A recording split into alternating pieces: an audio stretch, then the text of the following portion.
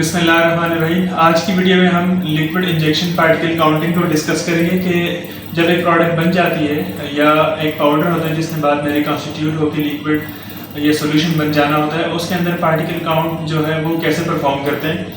अब ये इंस्ट्रूमेंट है, इसको लिक्विड पार्टिकल काउंटर भी बोलते हैं या लेज़र इंजेक्शन पार्टिकल काउंटर भी बोलते हैं।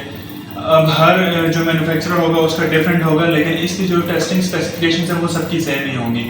तो आज की वीडियो में हम देखेंगे कि लिक्विड इंजेक्शन से हम किस तरह एक सैंपल का वॉल्यूम कितना चाहिए होता है, क्या इनकी लिमिट्स हैं और कौन सा चैप्टर है यूएसपी का, वो सारी चीज़ें हम इसमें डिस्कस करेंगे वीडियो में।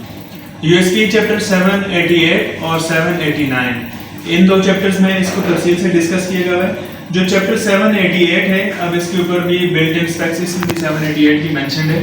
यूएसपी 788 जो है वो इंजेक्शंस पेरेंटरल्स प्रोडक्ट के लिए है, और जो चैप्टर 789 है वो ऑप्थेल्मिक्स और आई ड्रॉप सॉल्यूशंस के लिए उसके अंदर गाइडलाइंस गिवन है।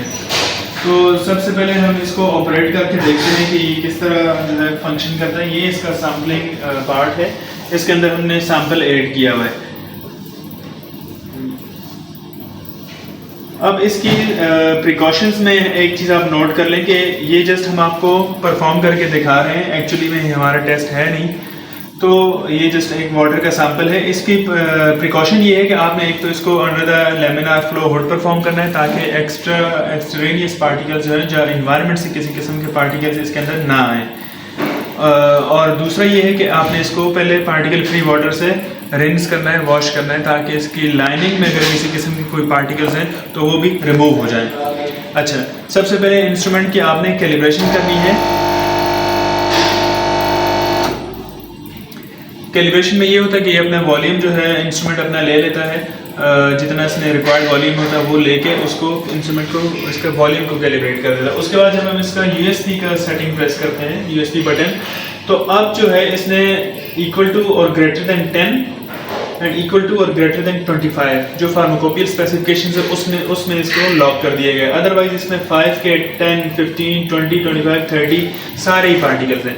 तो अब यूएसपी प्रेस करने से क्या होगा कि इसमें 10 और 25 के जो फार्माकोपियल रिकमेंडेशन है वो लॉक कर दी हुई। अब जब मैं इसको रन करूंगा तो इसमें सिर्फ यही पार्टिकल्स काउंट करने हैं। यहाँ पे रन टाइम आएगा और यहाँ पे नंबर ऑफ पार्टिकल्स आएंगे। अभी देखिए,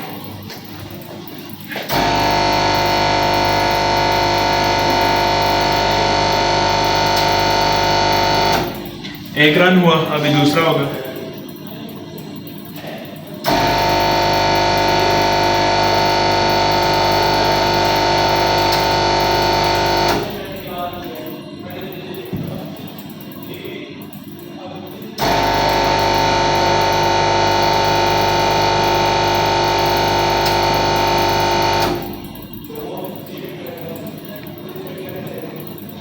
अब देखिए इसने 3 दफा रीडिंग ली है और इसने हमें अब ये बता रहा है कि 10 के जो है वो 590 पार्टिकल्स हैं पर 5 ml और 25 के 82 पर 5 ml। एक दफ़ा में ये 5 ml सैंपल जो है वो एक्सपायर करता है। अच्छा, अब फार्माकोपियल स्पेसिफिकेशंस को देखें तो स्मॉल वॉल्यूम पेरेंटरल्स में इक्वल टू और ग्रेटर देन 10 माइक्रोन के 6000 पार्टिकल्स होने चाहिए या उससे कम होने चाहिए, और जो 25 माइक्रोन है या ग्रेटर है इसके 600 या इससे कम होने चाहिए। इससे ज़्यादा होंगे तो आपकी प्रोडक्ट जो है वो कंप्लाई नहीं करेगी। और लार्ज वॉल्यूम पेरेंटरल्स की अलग से स्पेसिफिकेशन है और ऑप्थेल्मिक सॉल्यूशंस की अलग से स्पेसिफिकेशन है। तो जिस भी प्रोडक्ट का या रॉ मटेरियल का आपने ये टेस्ट परफॉर्म करना हो उसके आप मोनोग्राफ में जाएंगे। अगर ये वाला लिक्विड पार्टिकल काउंटिंग का टेस्ट जो है मेंशन हुआ होगा तो आपने इस तरीके से इसको परफॉर्म करना है। उम्मीद है आप सबको समझ आ रही है।